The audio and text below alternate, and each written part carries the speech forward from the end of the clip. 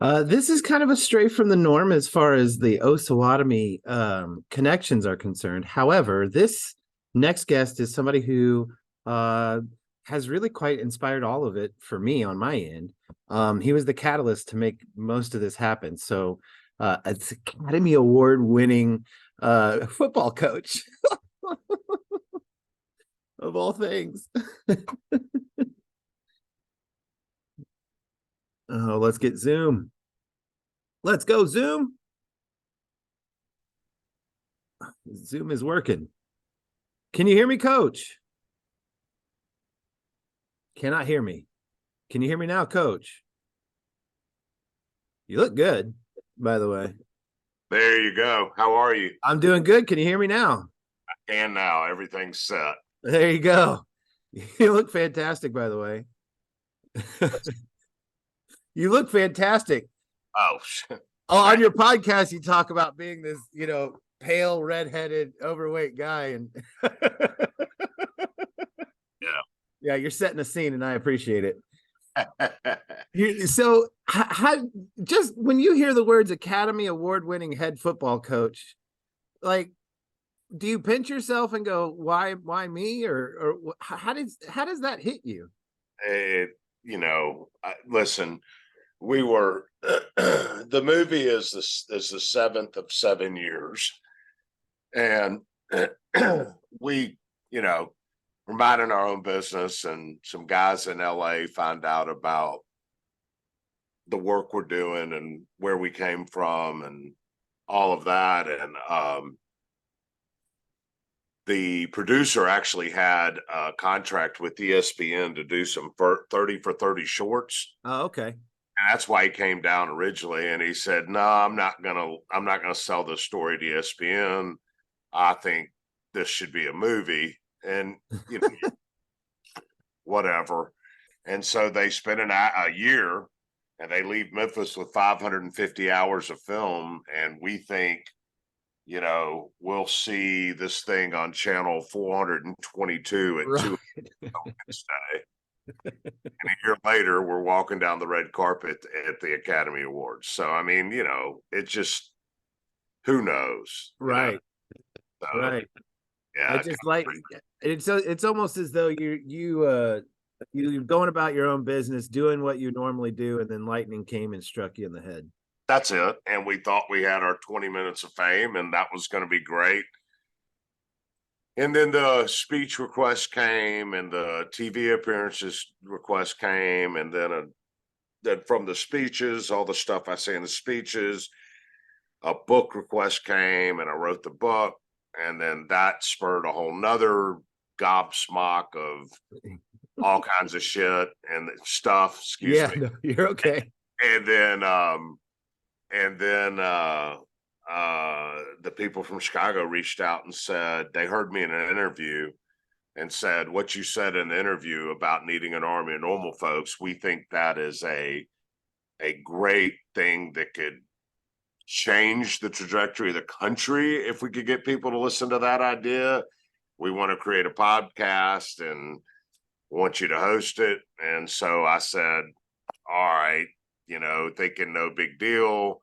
And now we've been as high as 10 in the United States on Apple. Yeah. And that thing's taken off. So how all this happened, I really don't know. I was sitting here minding my own business, and folks showed up and started doing stuff. So that's really it. Well, I have the weakest garden in all of Kansas. It's embarrassing how terrible my garden is, but I'm out there. And this summer I right before the school ended last year, I started talking to some mathematicians, and I thought that was really cool. And I started getting into let's listen to a few podcasts. I don't care for like the pop culture stuff, so I just, for whatever reason, your Army of Normal folks came up, and I'm my garden's sitting on top of an old foundation from a flower shop, right? So I'm digging up chunks of concrete. I'm sweating, I'm bloody, and I'm listening to you talk about normal people doing extraordinary things. and I'm listening to people that are fighting addiction, which that's never happened to me. People coming out of prison doing incredible work in Vegas. That was a really cool story that you shared, and like it hooked me, right? Like there's an emotional hook to what you're doing, and it's brilliant. And it hit me. I thought at the end, you go, I put my information out there and stuff, and I was like, why am I emailing him? I'm emailing Bill now. So here I am emailing Bill. Our school district has kind of been through the ringer, and we've had 6 principals. Like the students will say 6 principals in 4 years, right? And and I was telling you on our first emails, I was talking to some of the old veterans. I was like, man, let's instead of waiting for somebody else to make this a place we want to be, let's make it the place we want to be. As you can imagine, I get hundreds of people a week that want to visit, and I'm humbled, but I have a business to run. I've got a family. I've got a life. I'm traveling around doing this podcast. I still do speeches. I'm a fairly busy guy. Yeah. And so I can't do this, but very infrequently. But I have a soft spot for teachers. Appreciate it. I think you guys are the tip of the spear, and I think you have an amazing ability to craft, mold, and change lives. And so, since you're a teacher and you seem genuine, I thought, you know what, I can give the guy 30 minutes. So that's why. But I don't do that I just can't. No, you can't. Have you listened to the podcast on Arshay Cooper? That's the last one I finished. Good Lord. Is that not amazing? Well, I'm getting chills thinking about it because, like the conversations that you had, I mean, how many times did you say, let's talk about it? 4 or 5 different times, let's talk about it, because it just seemed like you're ready to start extending the conversations that needed to happen between normal people, and not on CNN and Fox, as you say. And my question about that is, at what point did you find yourself being comfortable being uncomfortable? Well, very early in life. And the first time was I played 1 year of football at Ole Miss. I was not good enough. Well, first of all, I didn't play. I showed up out there and got beat on. Right. And joined a fraternity and started the college life, and through another set of odd circumstances became a weekly columnist for the Daily Mississippian in Oxford, which is the school newspaper. And back in the 80s at Ole Miss, you may not know from Kansas, Ole Miss Rebels. Mm-hmm. And back in the 80s, when you went into Vaught-Hemingway Stadium, you would have found 50,000 Confederate flags being waved at the game. Right. And the song that the band played 80 times a game was Dixie. Yeah. And so 99% of the people in Vaught-Hemingway were waving the Confederate flag and singing along to Dixie to celebrate Ole Miss Rebels and football. And it really had zero racial overtones to it, to them. Right. But a young black guy showing up at Vaught-Hemingway Stadium and being hit in the face with all of that was frightening to some, and frustrating to others, and angering to others. And because I was a football guy and so many guys on the team were black, I started asking a few of them about that. And they're like, they were gracious, but you could tell it bothered all of them. And then I talked to our coach, and our coach was Billy Brewer, and nickname was Dog Brewer. He was a good coach, X's and O's wise. Wasn't great, but good. Yeah. But what he was a great guy that all the kids would run through a wall for. And in college, that's hard to find. And he started telling me about how every other school in the SEC used that flag and Dixie to recruit against us. They would say, when a grandmother is sitting next to this kid on a couch, and Auburn, Arkansas, Mississippi State, and Ole Miss are all recruiting them, all the recruiter from those other three schools had to say was, have you seen the picture of this? This is what it looks like in Vaught Hemingway on Saturday afternoons at a game. Is this really where you want to send your grandson to school? Right. And done, right? Right. So from a pragmatic standpoint, it was holding down our football program's ability to grow. Sure. From a social impact, it was portraying an image that everybody at Ole Miss a bunch of racists. And from a cultural standpoint impact, all it did was serve to further perpetuate the inaccurate narrative that everybody in Mississippi is just a bunch of stupid old redneck racists who haven't forgotten the Civil War, which Right. none of which is really true. No. But I'm sure there's a small amount of. So I wrote a column in the Daily Mississippi. This is a long-winded answer, but I wrote a column in the Daily Mississippian, and I'm telling you, man, Ole Miss Rebels, the Confederate flag, Dixie, and the emotion that comes out and way down south in the land of cotton. I mean, for Southern people, there's a heritage to that. Yeah. And to speak out and say, we got to stop the flags and we got to stop Dixie. And here's why. Oh my gosh. I was public enemy number one. Of course you would be. Yeah. But it was the right thing to do. And it was right for the African American students that are missed. It was the right thing to do for our football program. It was the right thing to do for the African American players currently on the football team. And it was the right thing to do for our culture and the image that we were portraying to the world. It was time we stopped that stupid stuff. Yeah. And I learned as a sophomore in college very quickly how you can go from a guy that everybody loves to a pariah just because of what you have to say, even if what you say is right. But it didn't matter because it was right. And so I guess it was college where I started thinking, you know, it's going to be uncomfortable. We need to start taking fresh looks at these societal things, and we need to start listening to people who don't necessarily look like us or think like us and consider what comes out of their mouths and listen. And the things that we believe that they're wrong about, we need to explain and try to convince them that we're not crazy for thinking this way. But the things that we're wrong about that we listen to, we need to fix and change. And so that's kind of where my ethos is, and it always has been. That's incredible. And two things that I have to say about that. One is, I talked to our town mayor, and he said, change is good. It's transition that sucks. That's true. and like you're talking about, for a lot of these people, it's an emotional tie. My mom and dad both grew up in Shreveport, Louisiana.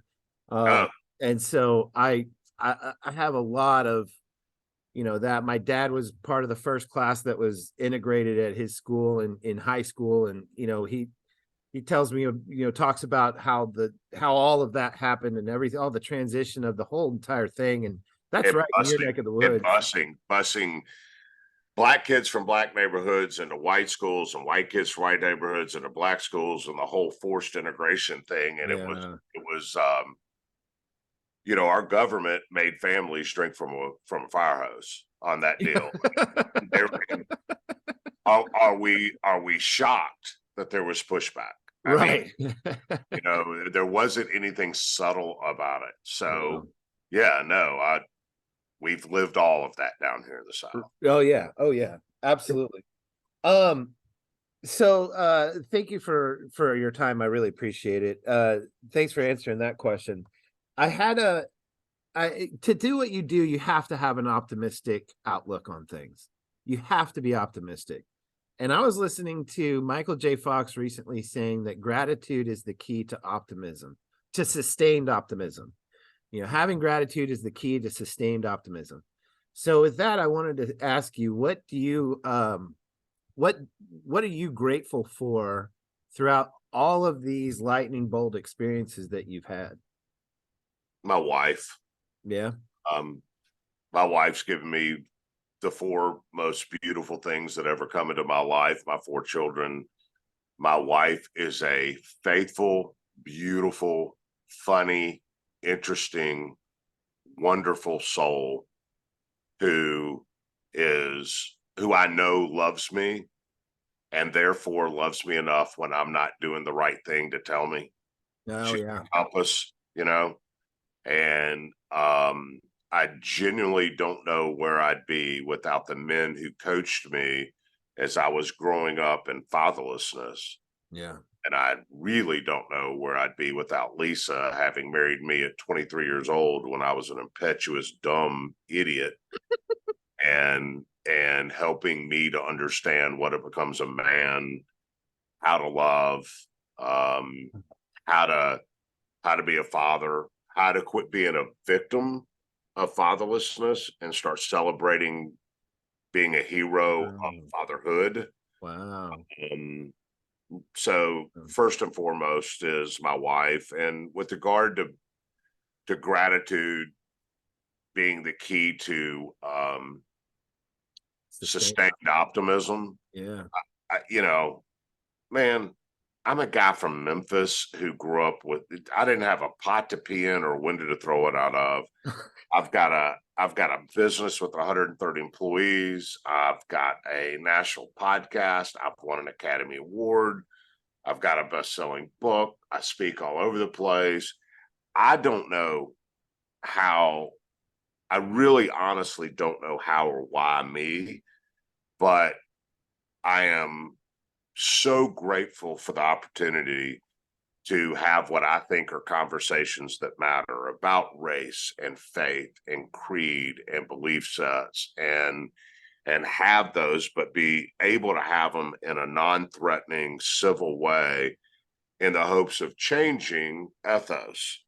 And I am so grateful for that as a result of all this stuff that's happened. But those conversations, every time I have them, are the root of my optimism, because every time I have, not every, 95% of those conversations always end up with, I've never thought about that way, from me and the person I'm talking to. And I'm glad we've had this conversation because it helps me to understand a little better. Not, well, I'm going to change everything I believe right now. I don't expect that. But how about, well, at least I understand where you come from now. And Yeah. I don't have to hate you for thinking the way you think, because now I have perspective on it.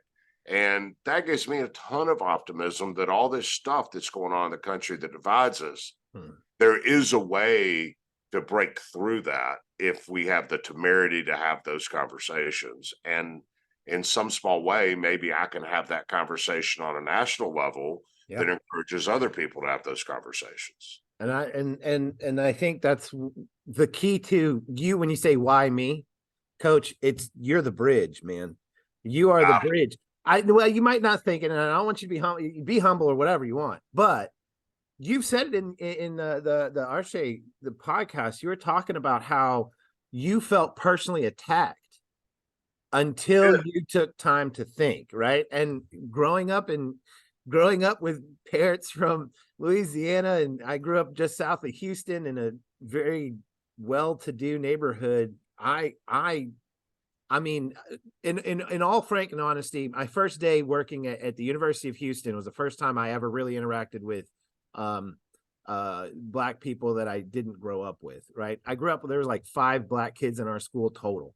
And so when I was at the University of Houston and I was working side by side with a kid named Greg Smith, and at the end of the first day, I was driving home. In the back of my mind, I thought, man, I didn't get stabbed. And that is that's how I grew up. And that was have you listened to Arshay Cooper all the way to the end, to the visit? I might have missed. I think I'm the last 10 minutes is what I'm missing. Okay, so you haven't listened to when he went to the school in Ohio? No. That's the very last of it? Yeah, because he talked about whenever he's riding on the bus with the gang member that turned out to be his best man, and he talked about going on trips like that, but I didn't hear Got to the last listen to little the bit. very end of it. He was invited to speak at a high school, and it's in some place in Ohio, which is an hour and a half from any city you've ever heard of. Yeah. And as he's driving in, he gets about 20 minutes from the school and he sees Confederate flags all over the Right. place. So it's like rule, rule, rule. And he gets in front and he's like, do these people know I'm black? What am I doing here? He goes in, he doesn't see a black face anywhere in the entire school. He does his 30-minute speech, tells his story. The very first kid raises his hand and he stands up and the kid's almost in tears and he says, I want to thank you for coming here and teaching us, because now I'm able to unravel everything my parents have taught me about people from you. Wow. Wow. And he said he just started bawling. He said he couldn't even finish the Q&A Really? because if that, he said, that one comment was worth the entire day and a half to get this godforsaken rural area in Ohio somewhere passing all the Confederate flags. And you need to listen to it because I don't do it justice. But No, I will. I but the, absolutely. but the point is, yeah, we don't know anything about each other because we're scared to talk and we're scared to get around each other. And once we break down that barrier, I truly believe, I'm very optimistic that things can change. And it's going to start with an army of normal folks saying, I'm going to tune out DC, Fox, and CNN, and all the narratives that I know are crafted to divide us so that they can maintain their power and wealth. And I'm just going to be a normal person and have conversations with normal people and celebrate that. Yeah. And that's the bridge that I've been talking about. That's the bridge that I think that's why. Well, that and your voice is perfect, by the way. I don't know if you've been smoking the last 40 years of your life, but it sounds amazing. No, it's just the way I talk. I know, I'm sure. I'm sure. So you grew up fatherless. You've talked about that. You're really candid about it. And I asked my kids here, and this is pretty rural Kansas. There's a town of 4,200. And I asked my students, and I did just a brief, like random, and raise your hand if both parents live at home. And I had 1 and 19 kids raise their hand. Wow. And I in that moment I went, that's a big problem. That's a big problem because I don't know that the other 18 kids have a steady father at home. I don't know if they have a steady male positive male role model in their life. And so when thinking back when you were in high school, the other half of this is um people need to be prepared to listen in order to take advice and in order to take something, right? You get these collection of quotes that really move you, but it only moved you because you were ready in that moment to hear it. So thinking back when you were in high school and fatherless, what were some things that would have opened you up or prepared you to listen and to be moved and to be um inspired, I guess is a better way to put it. So how could you prepare teenagers to listen? Well, I graduated high school in 86. So I was in high school from 82 to 86. Back Yeah. then, I was the outlier. Most everybody I knew had two parents at home. There were a couple of us with divorced families, but you know, I felt odd from that perspective, a little bit embarrassed. Um, and honestly, it was teachers and coaches who invested in me. So I lettered in 6 sports in high school, Right. which I was a triathlete. I'd try anything. So and I was all state in baseball. I was pretty good in football. I was average. I started in basketball, but was average. Was on the golf team, the tennis team, and soccer team, which is stupid and insanity, but it's what I like. And my freshman year, I hurt my shoulder in the fall, and um, really didn't have anything to do for 4 or 5 weeks. And my favorite teacher was Dale Flickinger. He was our math teacher, There you algebra go. 1, freshman algebra. And I found out that he was in a band. He was from Minot, North Dakota, and both his parents were doctors. His sister was a physicist, and he started at center on their high school football team, which in the 4 years he was in high school, he won 4 state championships and they lost 1 game. Oh, wow. So here's this math teacher, right? You know, who's a concert pianist and plays drums in a band and really kind of looks like you without the beard. Okay. Had a mustache, but no beard, kind of a big guy. Yeah. Really funny, but a very dry sense of humor. And he also was a grandmaster in chess. Goodness gracious. Yeah, he was my math teacher. He's a right? Renaissance man.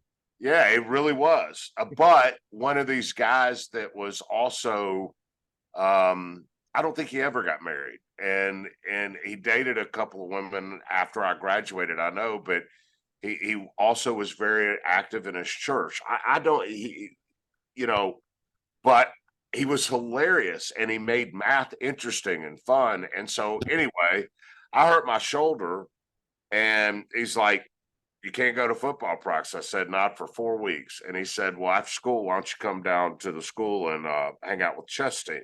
There you go. And I said, "Because that's gooby as hell. I'm not playing chess." And he's like, "No, it's not gooby. It's competition with your mind." And he said, give me 1 day." And I said, "Okay." 4 years later, I find myself in King of Prussia, Pennsylvania, with all of my chess teammates in my letter jacket playing in the national championships in chess because of Dale Flickinger.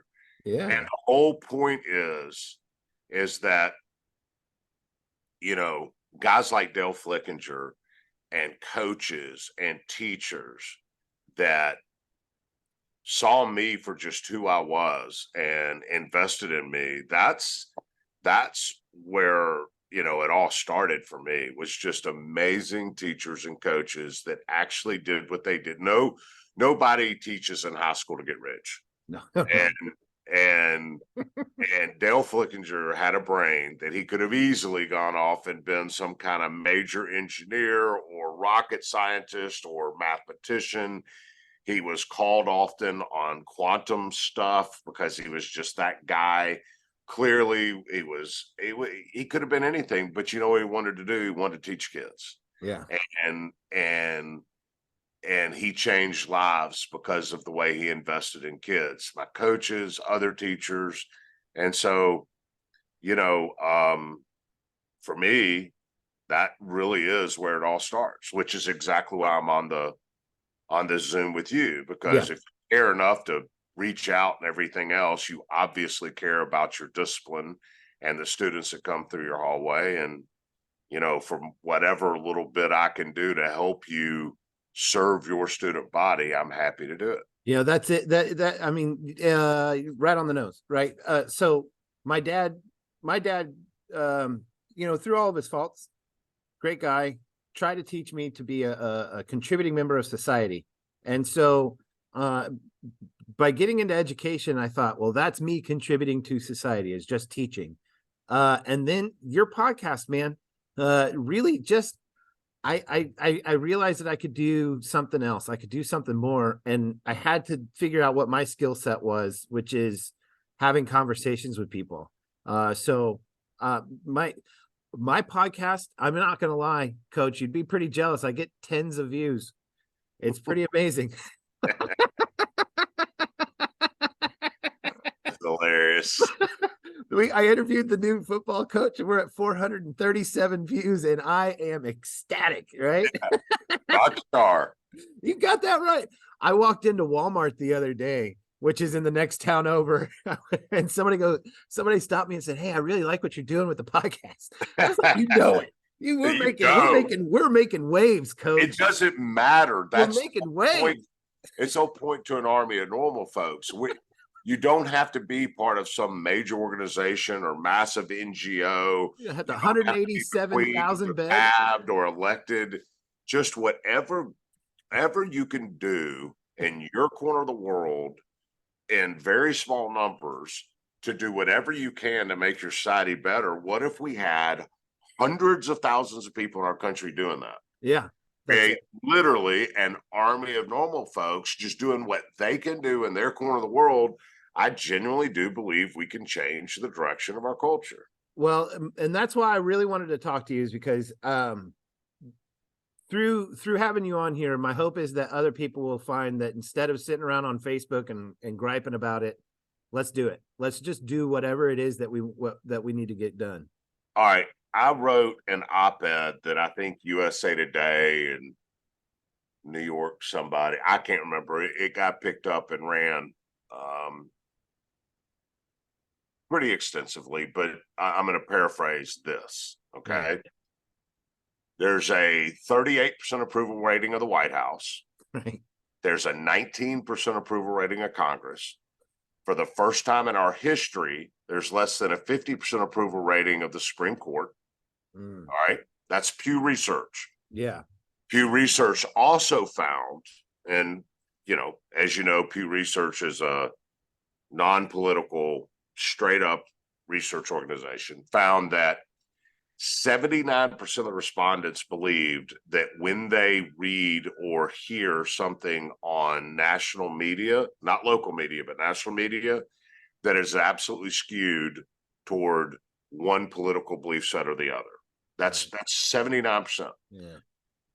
92% believe that the vast majority of what they see on social media is untrue. Okay. Right. All right. So we don't approve of the people that are governing us, and we do not believe in the content that feeds us information about the people that are governing us. But the same thing said that the average American spends 2 hours and 45 minutes a day either on social media or listening to radio or watching TV from the very people that we don't trust. Right. Right. So here's the paradigm. We don't trust the people that govern us. We don't trust the people that send us the information about everything that's going on. Yet we inundate ourselves with the very things we don't trust. And like sheep, we herd ourselves into our compartments, or our corners of the ring of people that look like us, think like us, vote like us, worship like us, and act like us, because that's the safety, even though we know that corner, that compartment, that division that we are herding ourselves into like sheep, even though we don't trust the people there or the information coming out of it, yet we migrate there like sheep because that's where everybody else is going. Bah, like a bunch of idiots. Right. It is flabbergasting that we readily admit we don't trust, we readily admit we don't like, we readily admit we don't believe what we're being told, yet we inundate ourselves with all of it and then follow it even though we don't believe it and trust it. There has got to be a better way. You're right. You're absolutely right. And I will never argue with you. I will say this, because I want you to think about it, and then I'll let you go because I know your time's precious. When I worked in radio, I was on a morning show in Houston, Texas, with the humongous morning show there. And there was one guy on the show that was just kind of a jerk, and you just hated him. And the producer, I went to the producer, I was like, why is he he makes me so mad. And the producer said, what's the meaning of entertainment? What's the definition of entertainment? And as a mathematician and math teacher, I love definitions. I live on definitions. And I was like, to feel good. And he said, no, entertainment is to draw an emotion. It doesn't matter what that emotion is. It's to draw an emotion. So whether it's anger or all this other stuff, why does the heel work so well in wrestling? Why do we all hate Simon Cowell? Why is he, all of these things, right? And it's to draw an emotion. And so what tugs at your emotions more than your pride for your country? What tugs at your emotions more than your culture, your ancestry? Nothing. And so that to me is why people are so just got their hooks in and they are going to that corner because they're not going to let go of those things on both sides. I'm not saying one or the other. On every side. And you know what? That is a really, really good explanation that I may steal from you. Please do. I think it's good stuff. The problem is the difference in us and every other animal in the human kingdom is we have the ability to reason. Yeah. And I genuinely believe that when we recognize that in the last couple of decades, all of that has reached a fever pitch, and the narrative that's feeding us to do that is largely inaccurate. Mm-hmm. Got to stand up and say, you know, I know that I am naturally going to be drawn to the people that are most like me because that's where it's safest. I get it. Right. Yeah. But we got to get out of our comfort zones. We got to get out of this vacuum of thought and at least listen in a civil, non-threatening way, not to change our belief sets, but just to understand another's. And, I'll tell you something else. I don't know what your political or religious belief set is, and I don't care. The fact that you love students, want to teach students, that you want to do something in your community, that you want to make your school the best place it can be, it doesn't matter how you vote or worship. I can celebrate that. I can celebrate that humanity in you. And so, this army of normal folks idea has this other component that no matter who you are, where you come from, what you look like, how you worship, or how you vote, we can break down barriers around this one common thing. Anybody that's trying to better our culture and do it honestly and with purpose and just serve humanity, regardless of how you think, I can celebrate you in that regard. And if that's a place we can find common ground, maybe we can grow from there. Last, and I apologize, I know I'm gonna let you go. My father and my brother haven't spoken in 8 years now, because of politics and religion. So it's a personal thing. Watching my family just get ripped to shreds. And so hearing you talk about how we just need to have that civil conversation without trying to change each other. That I think has to be where it starts, right? Yes. That has to be where it starts to build sorry. So I think you're right. I'm not trying to change who you are. I'm not trying to change any of that stuff. I just want to make the community that I'm in the best that I can, knowing and understanding that for the most part, we all have a pretty dang good moral compass, and we need to just keep it pointed in the right direction. I agree with that completely.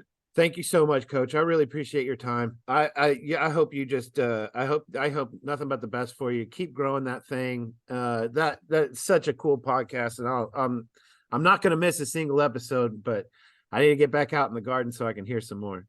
I really appreciate that. Listen, I have done an enormous amount of press, national press, local press, regional press, radio, news, TV, everything. But I'm quickly learning that these things are only as good as you may see something on TV, think it's interesting, and the minute the TV switches to another thing, you forget about it.